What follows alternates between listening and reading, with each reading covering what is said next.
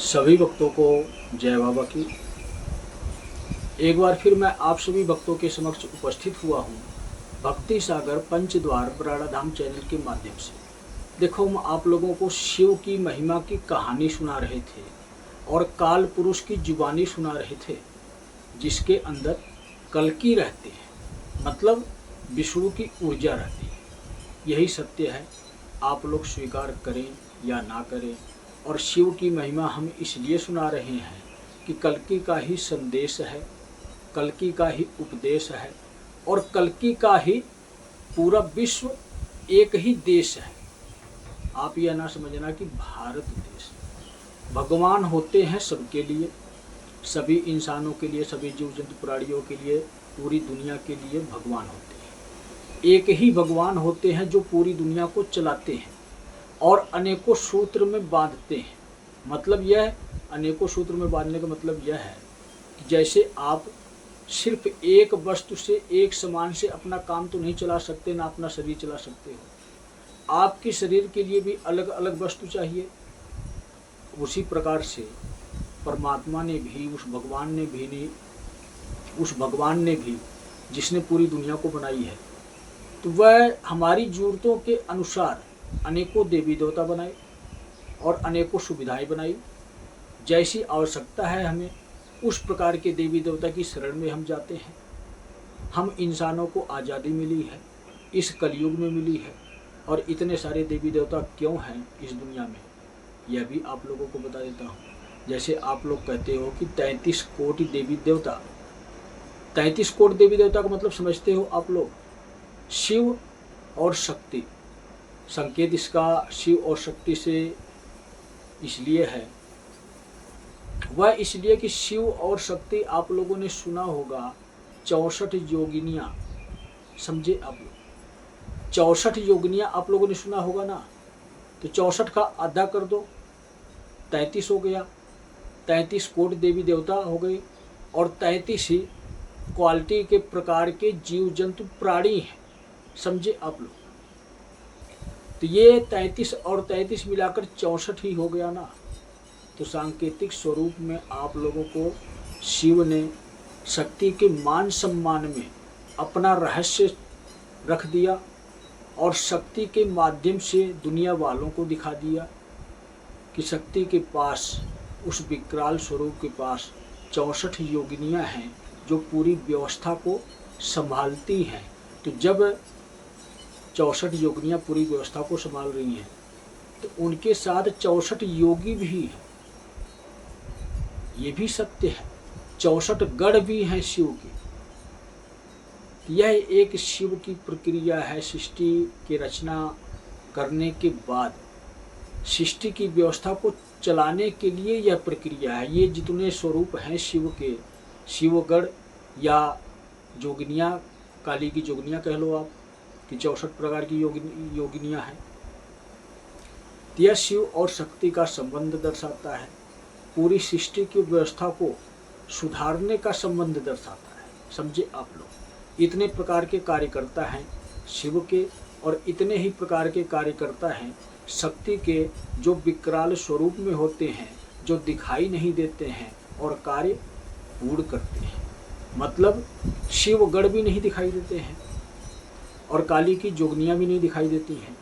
अनेकों स्वरूप हैं, अनेकों प्रकार का कार्य करती हैं और पूरी दुनिया में से अधर्म को मिटाती हैं और इस दुनिया की व्यवस्था को सुचारू रूप से चलने के लिए तैयार करती हैं। मतलब अधर्म को मिटाने का मतलब ये होता है कि पृथ्वी पर जितने भी अधर्मी इंसान हैं, स्वार्थी इंसान हैं, छली कपटी इंसान हैं, यह कोई भी बचेंगे नहीं। यह सभी लोग मर जाएंगे और धरती खाली हो जाएगी अधर्मियों से। जो सच्चे इंसान होंगे, जो अच्छे इंसान होंगे, वही बचेंगे। तो हम आप लोगों को क्या बता रहे थे? शिव की महिमा। शिव की महिमा में मैं एक कड़ी थोड़ा सा बिल्कुल संकेत देने के लिए आप लोगों को बताया। आप लोग समझ तो नहीं पाए होंगे, क्योंकि विस्तार में बताएं तो कम से कम 10-15 मिनट की कहानी बन जाती है और ऐसे करके वीडियो बहुत बड़ी हो जाएगी। जो हम शुरू करना चाहते हैं वो अधूरा रह जाएगा और कहानी और कहीं पहुंच जाएगी। इसलिए इस कहानी को हम यहीं पर रोकते हैं। शिव की महिमा आप लोगों को बता रहे थे कि जब शिव आदि योगी बने महादेव के स्वरूप में। तो वही आदि योगी स्वरूप दुनिया वालों को दर्शाता है कि भक्ति साधना के माध्यम से हम परमात्मा को प्राप्त कर सकते हैं, उनके शरणागत हो सकते हैं। हम अपने आप को स्वयं परमात्मा बना सकते हैं कर्मों के माध्यम से, भक्ति के माध्यम से। अगर एक साधक साधना के माध्यम से शिव तक पहुंचना चाहे तो बहुत ही आसान है, लेकिन इंसान कोशिश नहीं करता है। आज के समय की साधना कौन सी हो गई है? सिद्ध करने को साधना कहते हैं। पहले की साधना होती थी कि अपने आप को साधना, अपनी चेतना को साधना। जो हमारा मन विचलित होता है, इधर उधर भटकता है, तो वह इधर उधर टेढ़ा मेढ़ा जाने की बजाय बिल्कुल सीधा ब्रह्मांड में हमारी सोच जानी चाहिए, हमारी आवाज़ जानी चाहिए, उस शिव तक पहुंचनी चाहिए। उसको कहते हैं साधना। लेकिन कलयुग की साधना तो तंत्र मंत्र की सिद्धियां बन चुकी हैं, जिसका दुरुपयोग होता है सभी इंसानों पर होता है।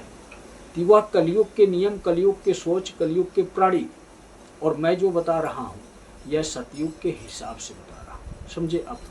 क्योंकि जब सतयुग की दुनिया आने वाली है, सतयुग की दुनिया के लिए काम चल रहा है, शिव युग में चल रहा है, कलयुग को नष्ट कर दिया गया है। मतलब यह है कलयुग के सारे नियम निरस्त कर दिए गए हैं।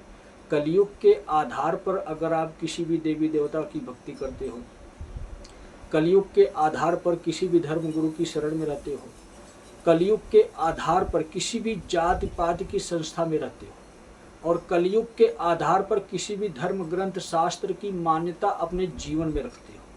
दिल में तो नहीं बता सकते, संकेत आप लोगों को दिया, मोटा मोटा समझाया आप लोगों को। यह सब कलयुग के आधार है, कलयुग के नियम है। शिवयुग का आधार शिव है, शिवयुग का नियम, शिवयुग का नियम शिव से रिलेटेड है, समझे आप? वह हमारे जीवन में बहुत ही महत्वपूर्ण है, बहुत ही अनिवार्य है।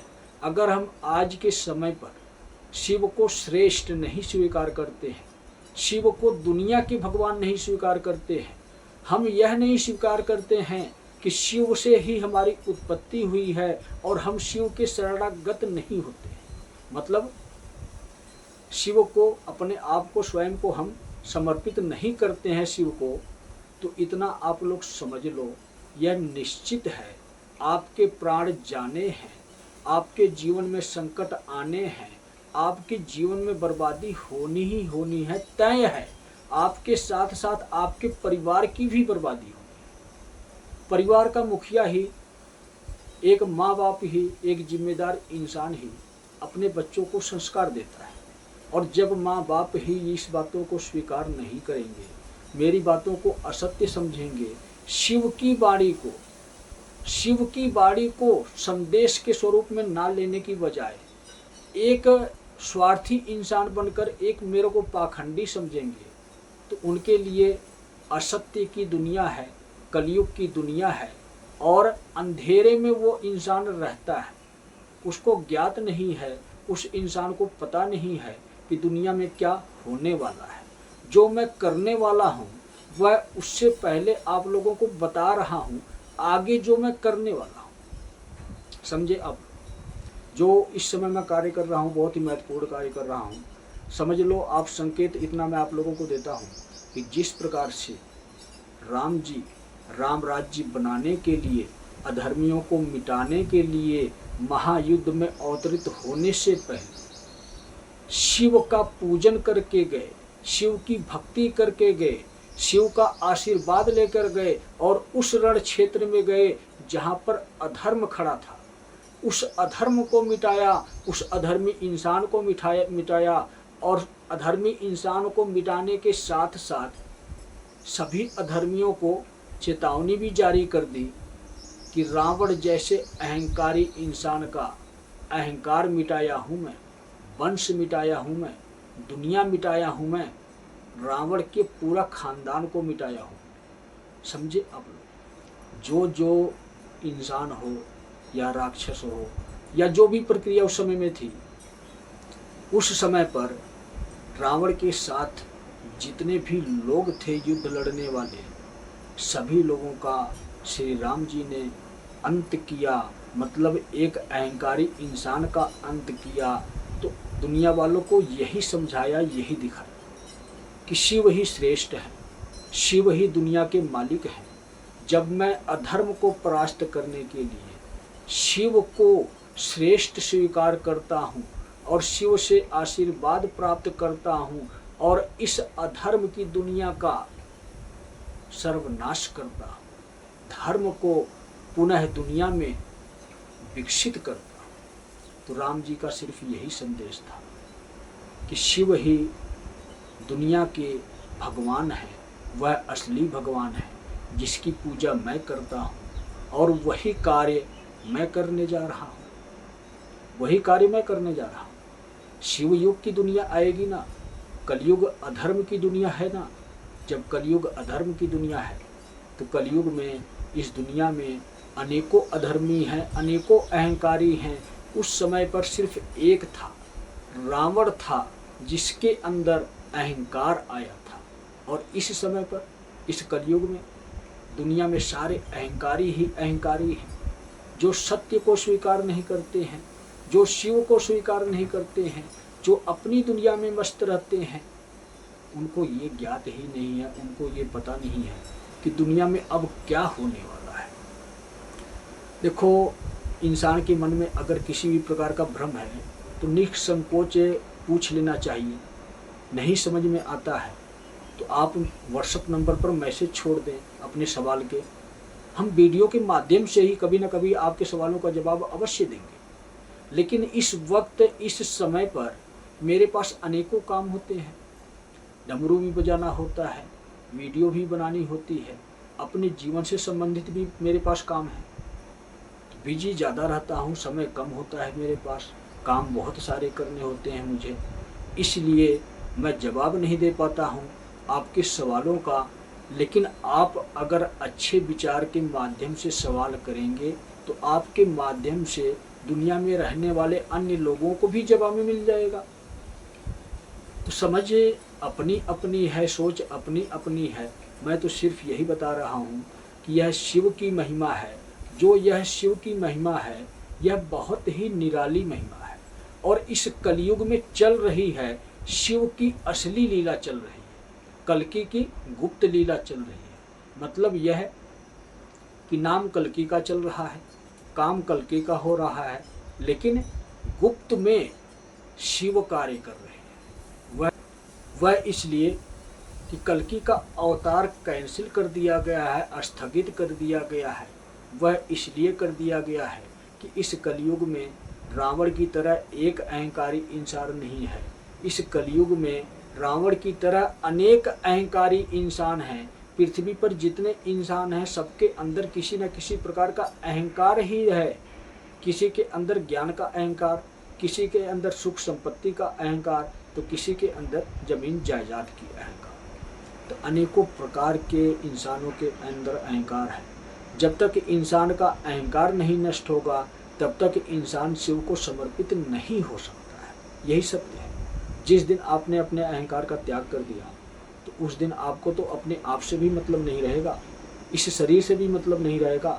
जो आप डरते हो कि मैं कहीं मर ना जाऊं, तो आपके अंदर से डर खत्म हो जाएगा। और जब आपके अंदर से डर खत्म हो जाएगा तो आप सत्य के लिए कार्य करोगे। जब आप सत्य के लिए कार्य करोगे तो आप शिव बन जाओगे। मतलब यह वह शिव आपको सुरक्षा प्रदान करेगा, क्योंकि आप सही मार्ग पर चल पड़े हो। यही सत्य है। और शिव किस प्रकार से किसकी कैसे सुरक्षा करते हैं वह जानते हैं। आपकी सुरक्षा कैसे होगी यह आपको नहीं पता है, लेकिन जो रास्ता बता रहा हूँ मैं, उस रास्ते पर चलोगे तो अवश्य सुरक्षा होगी। शिव सुरक्षा करेंगे, आपके जीवन का अंत नहीं होगा, आपके जीवन का उद्धार होगा। आप तो गलत फहमी में जी रहे हो कि कलयुग की दुनिया चल रही है, कलयुग के नियमों के आधार पर अपना जीवन व्यतीत करेंगे। और कलयुग में जैसी सुख सुविधा है, यह सुख सुविधा ऐसे ही रहेगी कि यह सब नष्ट होने वाली है, कुछ समय पश्चात ही नष्ट होने वाली है। और इस समय पर कहीं कहीं नष्ट की जा रही है, तो वह आप लोगों को घटना, दुर्घटना, प्राकृतिक आपदा, यही समझ में आ रहा है कि इतना दुनिया में होता रहता है। लेकिन तीव्रता कितनी हो चुकी है आप लोगों को पता नहीं है। 10% तीव्रता हो चुकी है पूरी दुनिया में। विनाश का परसेंटेज जो है वह 10% पहुंच चुका है, समझे आप लोग। और 70-80% तक विनाश की लीला होनी है। सोचो आप लोग, 20% बचेगी सुख सुविधा, समझे आप लोग। जरूरत की वस्तुएं, आवश्यकता की के समान इस दुनिया में जितने भी हैं, तो सिर्फ 20% के आसपास ही बचेगा। 80% सब नष्ट किया जाएगा, सुख सुविधा से लेकर इंसान तक, जीव जंतु प्राणी तक। समझ लो आप। तो कितनी बड़ी कहानी होनी है, किस प्रकार से होनी है, कैसे होनी है। आप तो कलयुग में जी रहे हो, इसीलिए आपकी आंखें खोलने के लिए मैं आया हूँ, आपको बताने के लिए आया हूँ, आपको समझाने के लिए आया हूँ कि समझ जाओ मेरी बातों को। आज नहीं समझोगे तो कभी नहीं समझोगे, क्योंकि समझने लायक ही नहीं रहोगे। जब जीवित ही नहीं रहोगे तब आपको समझने का फ़ायदा क्या। अगर मरने के बाद आपने सत्य देख लिया तो उसके बाद, मरने के बाद तो शरीर आपका नष्ट हो चुका, पछताने के सिवा और कुछ नहीं मिलेगा। उस टाइम आप प्रेत की श्रेणी में जाओगे, नरक लोक में जाओगे, कष्ट भोगोगे। अगला जन्म होगा, अगला जन्म भी दुखी हो जाएगा आपका, आप परेशान हो जाओगे अगले जन्म में भी। तो आगे की यही प्रक्रिया है, मर्जी आपकी है, इच्छा आपकी है। सत्य समझो या असत्य समझो, मैं तो सिर्फ यही बता रहा हूँ कि कलयुग खत्म हो चुका है, शिव युग शुरू हो चुका है। शिव युग का नियम यही कहता है कि प्रतिदिन आप शिवलिंग पर जल चढ़ाओ, प्रतिदिन आप ओम नमः शिवाय का जाप करो, प्रति महीने आप शिव के नाम का एक हवन या यज्ञ करो, समझे। हवन करने की, यज्ञ करने की प्रक्रिया बिल्कुल साधारण है, सिंपल है। 20-25 मिनट लगते हैं और सिर्फ ओम नमः शिवाय मंत्र के नाम से ही आहुति पड़ती है, मतलब सुहा बोलकर आहुति पड़ती है। गुरु की भक्ति आपकी इसी प्रक्रिया से पूर्ण होती है। जब जब आप शिव के नाम से हवन करोगे तब तब आपकी साथ में गुरु भक्ति भी पूर्ण होती जाएगी, समझे आप। तो ज़्यादा साधारण में, ज़्यादा डिटेल में आपको जानकारी चाहिए तो चैनल पर आपको जाना पड़ेगा, वीडियो देखना पड़ेगा। धीरे धीरे जीवन जीने की शैली आपको सब समझ में आ जाएगी कि हमें अपना जीवन किस प्रकार से व्यतीत करना है।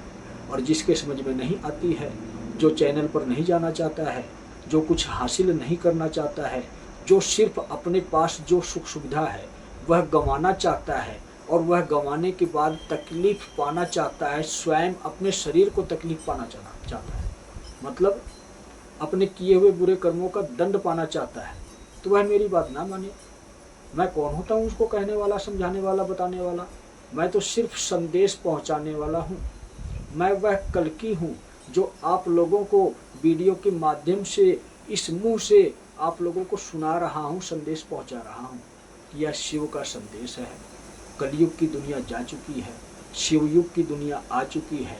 और शिव युग के नियम को नहीं धारण करोगे, कलयुग के नियम के आधार पर चलोगे तो कलयुग गया, तुम भी जाने वाले हो। शिव युग आ चुका है, शिव युग का नियम लागू हो चुका है और आज भी आप कलयुग के नियम के आधार पर अपना जीवन व्यतीत कर रहे हो।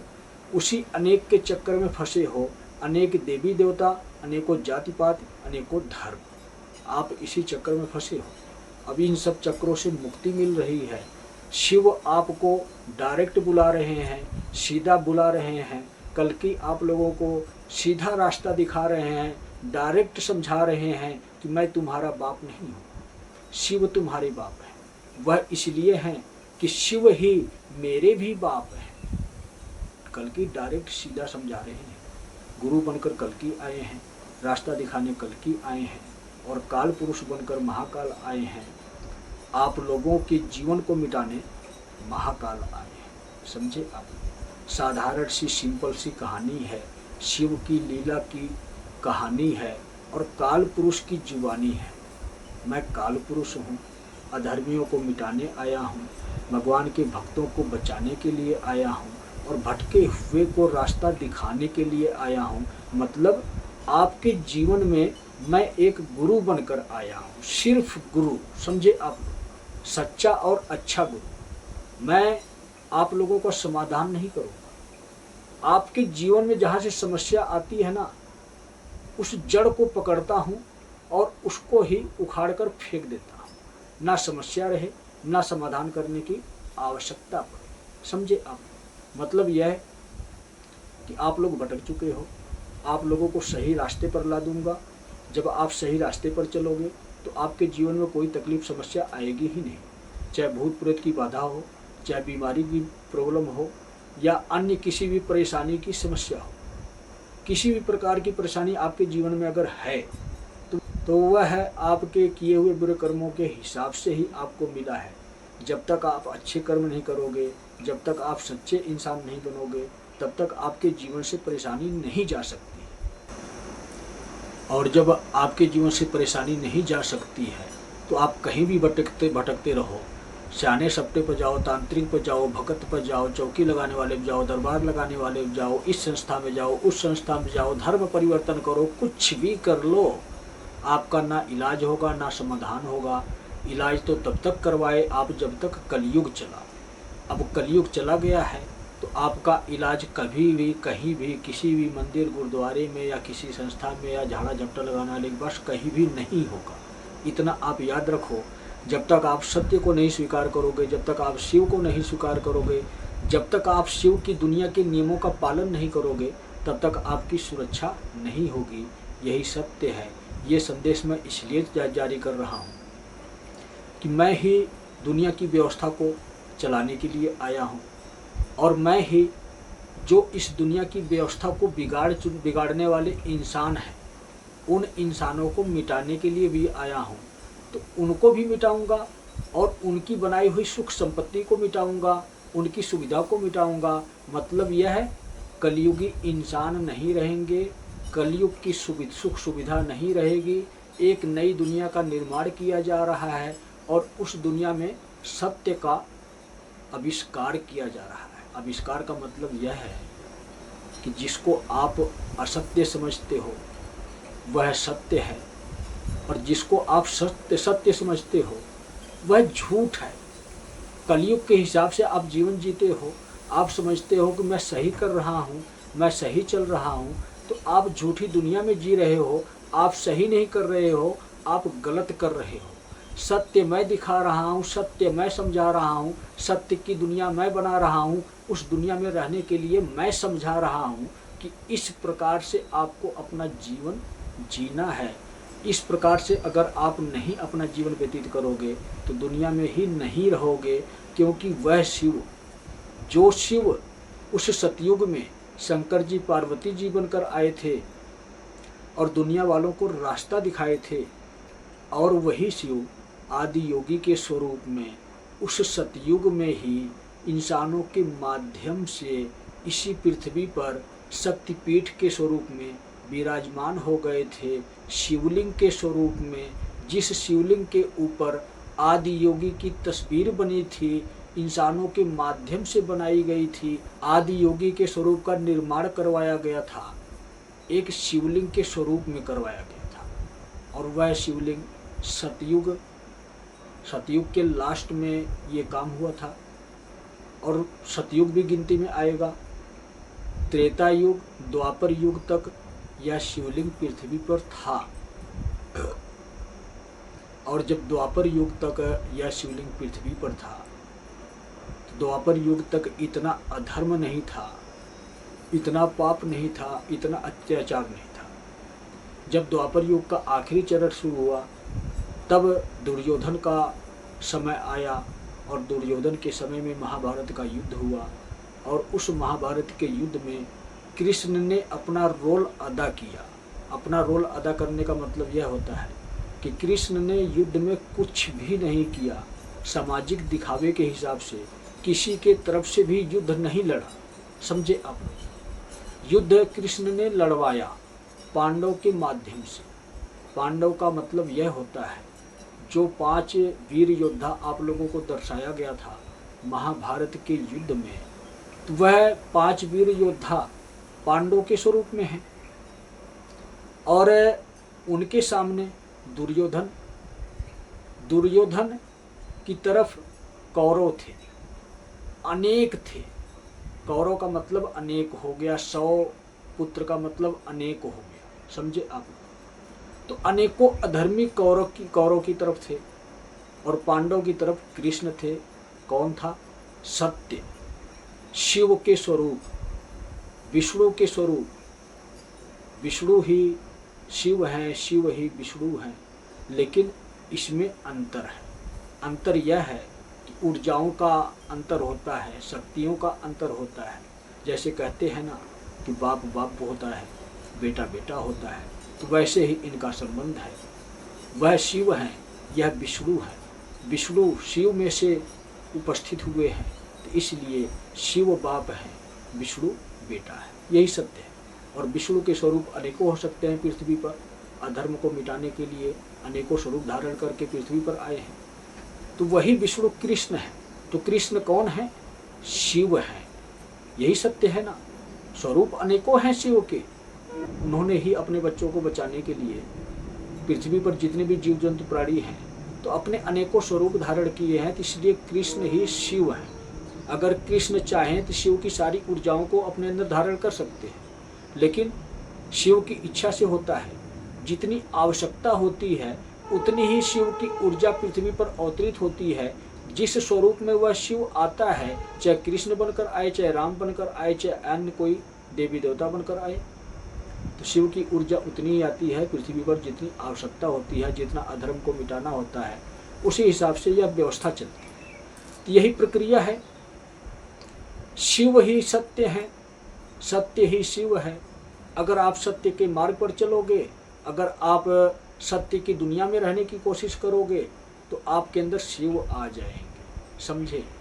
और कृष्ण के अंदर शिव आ चुके थे। उन्होंने धर्म और अधर्म के युद्ध को लड़वाया, दुनिया वालों को दिखाया कि मेरी तरफ 5 योद्धा हैं पांडव के स्वरूप में, और मैं करता कुछ नहीं हूँ। मतलब ये कि आप अपनी आँखों से देखोगे तो मैं किसी भी तरफ से युद्ध नहीं लड़ूंगा, लेकिन बिन करे, बिन बताए, बिन दिखाए सब कुछ कर देता। मतलब यह है कि उनकी इच्छा से युद्ध चल रहा था, और युद्ध में धर्म की तरफ कृष्ण थे। तो कृष्ण की कृपा से, कृष्ण की इच्छा से, कृष्ण के दिमाग से यह पांडव युद्ध लड़ रहे थे। यह सत्य है, समझे आप लोग। तो इस कलयुग में क्या हो रहा है किसी को कहानी का आभास नहीं है, पता नहीं है। वीडियो थोड़ा लंबी हो रही है, इसलिए सोचता हूँ कि छोटी वीडियो बनाऊँ, लेकिन क्या करूँ, ऐसा टॉपिक ही उठ जाता है कि वीडियो लंबी हो जाती है। तो पांडव के स्वरूप में मेरे पास 5 सर्वश्रेष्ठ योद्धा हैं। मैंने आप लोगों को यही बताया कि मैं ही कल्कि हूँ, मैं ही काल पुरुष हूँ, मैं ही सत्य श्री प्रमोद जी महाराज हूँ। लेकिन इससे पहले एक साधारण इंसान हूँ, आप लोगों की तरह। सुरक्षा जैसे इंसान को मिलती है, पद जैसे इंसान को मिलता है, उस प्रकार से उसका महत्व होता है। तो वैसे ही आप लोगों की तरह साधारण इंसान हूँ, जो कर्म कर रहा हूँ, कर्म के अनुसार ही मेरा पद निर्धारित होता है। अगर मैं अधर्म की दुनिया को मिटाता हूँ तो मैं काल पुरुष बन जाता हूँ। अगर मैं भगवान के भक्तों को बचाता हूँ तो मैं कल्कि बन जाता हूँ। अगर मैं भटके हुए इंसानों को रास्ता दिखाता हूँ तो मैं संत श्री प्रमोद जी महाराज बन जाता हूँ। तो मेरे तो स्वरूप अनेक हैं, मेरे काम भी अनेक हैं, लेकिन मैं आप लोगों को क्या बता रहा हूँ कि वही सतयुग के महादेव इस कलयुग में प्रकट हो रहे हैं, इस पृथ्वी पर प्रकट हो रहे हैं। कहाँ पर जानते हो आप लोग? जो इंसानों के माध्यम से शिवलिंग का निर्माण किया गया था उस सतयुग में आदि योगी के स्वरूप का जो वह स्थान था ना, आज के समय में इस कलयुग में संभल में वही स्थान है। संभल जिला में, यूपी में वही स्थान है। उसी स्थान पर शिव के स्वरूप को विराजमान करने जा रहा हूँ मैं, जिस स्वरूप को इस कलयुग में नष्ट कर दिया गया। मतलब यह है कि द्वापर युग जैसे ही खत्म हुआ वैसे ही इस कलयुग में उस स्वरूप को नष्ट कर दिया गया राक्षसों के माध्यम से, इंसानों को मोहरा बनाकर। मतलब इंसानों का दिमाग घुमाया, इंसान को राक्षस बनाया और इंसानों को ही मरवाया भी, और इंसानों की दुनिया को भी बर्बाद भी किया। मतलब इंसानों के लिए मुसीबत खड़ी कर दी उस शिवलिंग को तोड़कर।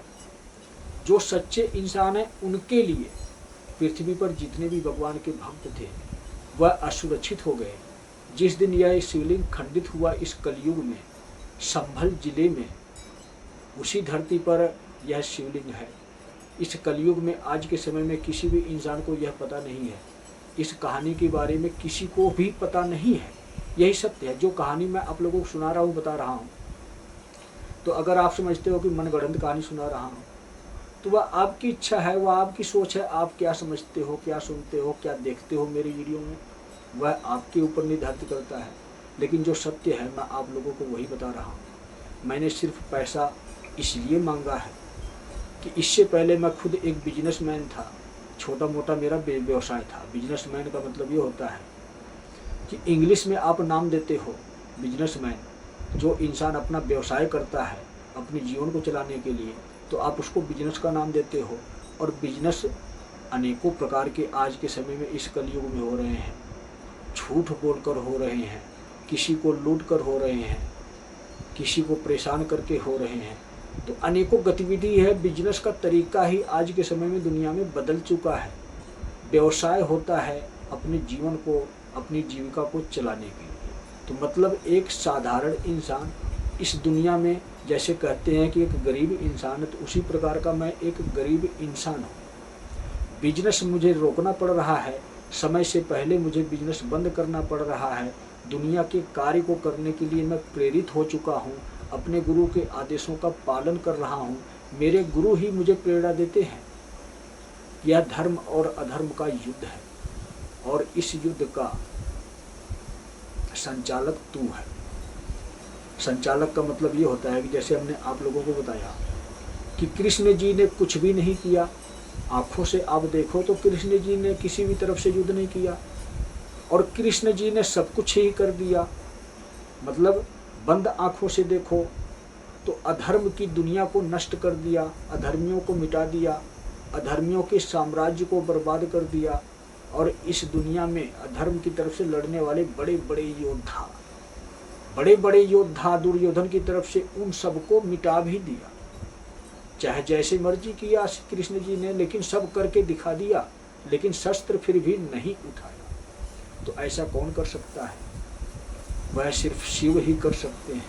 समझे आप? वही कृष्ण की प्रक्रिया कल्कि के साथ है। और कृष्ण जी तो आपको दिखाई दे रहे थे उस समय पर, लेकिन अब की बार कृष्ण जी अदृश्य हो गए हैं। मतलब यह कल्कि जी अदृश्य हो गए हैं। कल्कि जी अब की बार किसी को दिखाई ही नहीं दे रहे हैं। वह इसीलिए नहीं दिखाई दे रहे हैं कि इंसान बेवकूफ़ होता है, इंसान पागल होता है।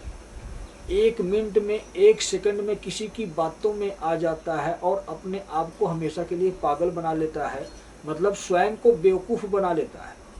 तो कभी भी किसी पर विश्वास ना करो। जब भी विश्वास करो तो अपने आप पर विश्वास करो।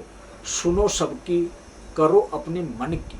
मतलब ये कि बात सबकी सुनो, उसका मंथन करो, सोचो, विचार करो, विमर्श करो, क्या यह इंसान सही कह रहा है। विचार विमर्श आपको किसी और से नहीं करना है, स्वयं से करना है। उस बात पर विचार करो कि अगर ये बात सत्य है, अगर ऐसे हुआ तो मुझे इस रास्ते पर चलना चाहिए या नहीं चलना चाहिए। सिर्फ यही सोचो।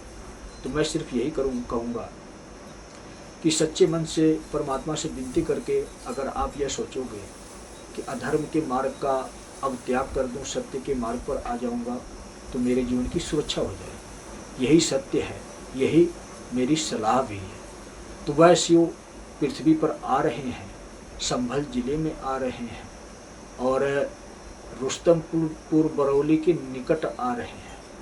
एक गांव लगता है छोटा सा, रुस्तमपुर बरौली, चंदौसी में पड़ता है। यह मुरादाबाद के आसपास है। तो अगर आप वहां पहुंच सकते हो तो आपको आमंत्रित भी किया जा रहा है। आपको आमंत्रित भी किया जा रहा है अगर आप वहां पहुंच सकते हो। भारत के देश के किसी भी कोने में आप हैं, तो अगर आप आना चाहते हैं तो आप आ सकते हैं। 11 तारीख को ही शिवलिंग की पूजन की प्रक्रिया शुरू होगी। उस शिव को प्रसन्न किया जाएगा जो शिव पाताल लोक में पहुंच गया है। कलयुग के राज्य में, इस कलयुग के राज्य में राक्षसों के साम्राज्य में, राक्षसों का साम्राज्य कहाँ है? पाताल लोक। वह शिव कहाँ रहते हैं?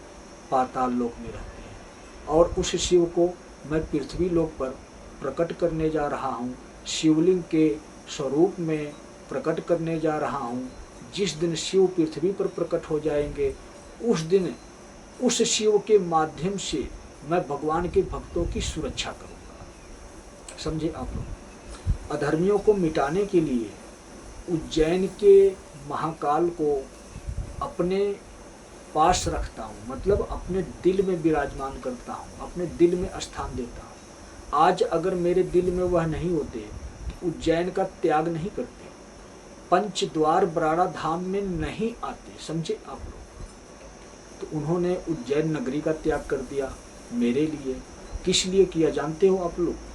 वह सिर्फ इसलिए किया कि मेरे गुरु ने मुझे यह सिखाया, मेरे गुरु ने मुझे यह बताया कि अब तुम्हें धर्म की स्थापना करनी है, अब तुम्हें इस दुनिया में से अधर्म को मिटाना है। जब मेरा चुनाव हो गया है, मेरे गुरु ने मुझ पर मुहर लगा दी, स्टंप लगा दी कि यही इंसान कल की होगा, यही इंसान काल पुरुष होगा, यही इंसान भटके हुए को रास्ता दिखाएगा, यही इंसान अधर्म की दुनिया को मिटाएगा, यही इंसान इस दुनिया में धर्म की पुनः स्थापना करेगा, यही इंसान सत्य सनातन धर्म की ध्वजा को लहराएगा। तो जब मेरे गुरु ने ये चुनाव कर दिया तो मैं यह कार्य करने के लिए प्रेरित हूँ, अपने गुरु की तरफ से प्रेरित हूँ। और आप लोगों से सहयोग सिर्फ इसलिए मांग रहा हूँ कि मेरे पास है नहीं कि मैं लगाऊँ।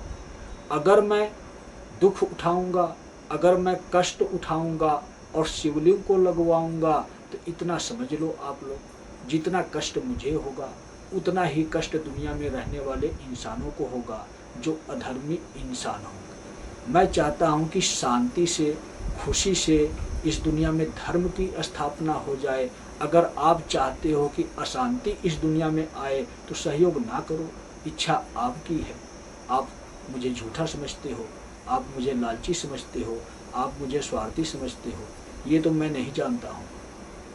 लेकिन मैं जो जानता हूँ वह सब कुछ जानता हूँ, एक एक इंसान की पूरी हिस्ट्री जानता हूँ। कौन सी हिस्ट्री जानता हूँ जानते हो आप लोग? आपके बुरे कर्म देखता हूँ कि आपने बुरे कर्म क्या किया है, और उस बुरे कर्मों के हिसाब से आपको दंड क्या देना है। उस दंड से आप अगर बचना चाहते हो तो सहयोग करने की इच्छा है तो सहयोग करो या ना करो, इससे मतलब नहीं है, लेकिन कर्म जरूर करना, इतना मैं कहूँगा। मैं आपसे मांगता नहीं हूँ कि आप मुझे दो, मैं सिर्फ आपको यह बताता हूँ कि वह शिव पृथ्वी पर अवतरित हो रहे हैं। वही शिव आज इन अपने बच्चों से मांग रहे हैं। कौन से बच्चों से? जैसे कहते हैं ना कि आपके माँ बाप जब बुजुर्ग हो जाते हैं तो उनको कौन खिलाता है? बच्चे ही देखते हैं ना। तो बुढ़ापे में माँ बाप मांगते हैं तो मुंह से नहीं मांगते हैं, उनकी जो जरूरत है वह एहसास करवाते हैं कि मुझे इस चीज़ की आवश्यकता है। अगर आप सच्चे और अच्छे इंसान हो, माँ बाप के अच्छे बच्चे हो, तो अपने माँ बाप की सेवा करते हो, बुढ़ापे तक सेवा करते हो। उस बुढ़ापे के समय पर एक लाठी की तरह एक सहारा बनकर रहते हो। यही सत्य है ना।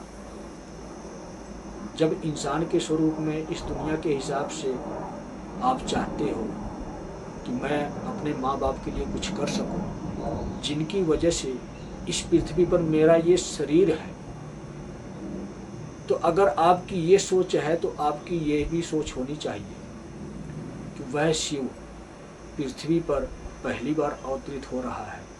इस कलयुग में शिवलिंग के स्वरूप में अवतरित हो रहा है। किस लिए अवतरित हो रहा है? अपने बच्चों के लिए ही अवतरित हो रहा है ना।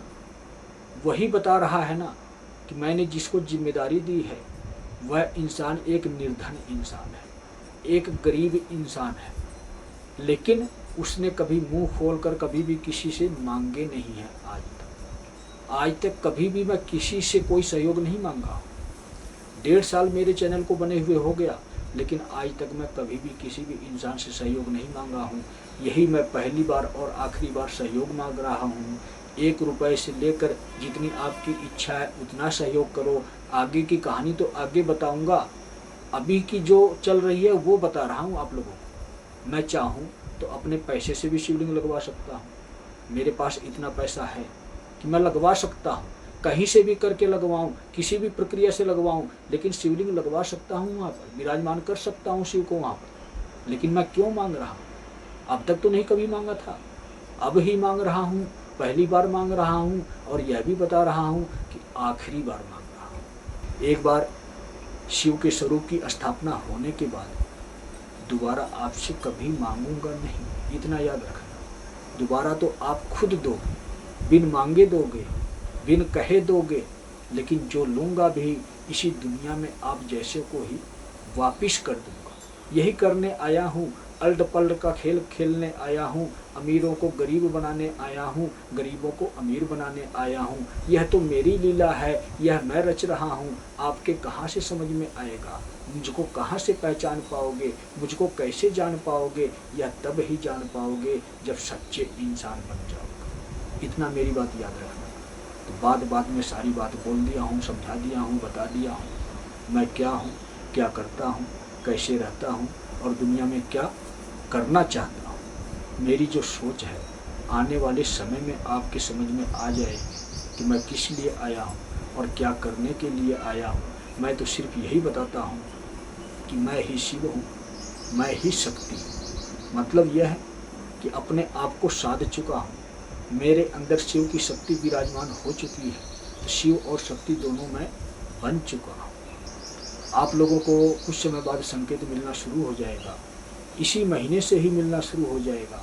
21 जून से आप लोगों को अशुभ घटनाओं के संकेत मिलना शुरू हो जाएंगे और भगवान के भक्तों की परीक्षा होना शुरू हो जाएगी। समझे आप?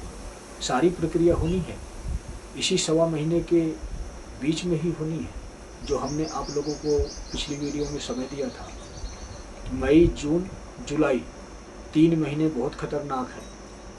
इस 3 महीने के अंदर सिर्फ संकेत दिया जाएगा, भटकों को सही रास्ते पर लाने की कोशिश किया जाएगा। इस 3 महीने में जो इंसान समझ जाएगा वह इंसान बच भी जाएगा, मतलब वही इंसान जीवित रहेगा।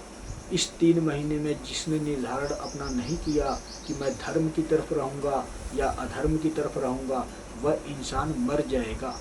अगर आप दुविधा में पड़े हुए हो कि मेरी बात झूठ है कि सच है, अगर आप दुविधा में पड़े हुए हो कि धर्मशास्त्र पुराणों के हिसाब से चलूं या इनके कहने से हिसाब से चलूं, तो आप बीच मझधार में गोते खा रहे हो। कब डूब जाओगे पता नहीं लगेगा, कब आपके जीवन का नष्ट हो जाएगा आपको पता नहीं लगेगा। तो यह आखिरी समय चल रहा है, तीसरा महीना आगे शुरू हो जाएगा। इसीलिए बता रहा हूँ कि सवा महीने बहुत ही खतरनाक है। जून में 21 जून से सवा महीने तक सभी इंसानों की परीक्षा होनी है। देखते हैं कौन पास होता है, कौन फेल होता है। यह परीक्षा शिव की इच्छा से हो रही है और यह परीक्षा स्वयं मैं ले रहा हूँ। दुनिया में रहने वाले सभी इंसानों का ले रहा हूँ, सभी गरीबों का ले रहा हूँ, सभी अमीरों का ले रहा हूँ, हर प्रकार के लोगों की परीक्षा ले रहा हूँ। समझे आप? जो पास होगा वही आगे जाएगा, जो फेल हो जाएगा वह इंसान इस दुनिया से हमेशा के लिए चला जाएगा। तो सभी भक्तों को जय बाबा।